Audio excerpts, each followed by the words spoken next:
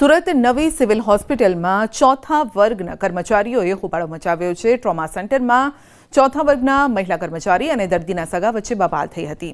સફાઈ કર્મચારીએ જ્યારે કચરા પોતા લગાવી રહ્યા હતા તે સમયે દર્દીના સગા વારંવાર ચાલતા હતા। મહિલા તેમને ટકોર કરી અને જેથી રોષે ભરાઈ દર્દીના સગાએ મહિલાને માર માર્યો, સાથે અપશબ્દો પણ બોલ્યા। આ ઘટનાને લઈ ચોથા વર્ગના કર્મચારી કામથી અળગા રહી ગયા।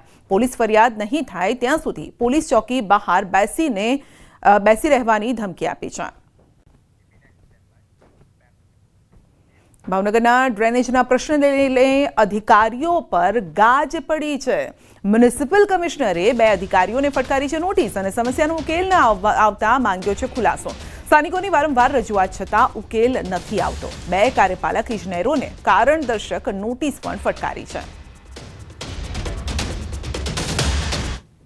દ્વારકામાં ફરી એક વખત ડિમોલિશન શરૂ થયું છે। દ્વારકાના રહેણાંક વિસ્તારમાં બનાવેલ ભવનનું ડિમોલિશન હાથ ધરાયું છે।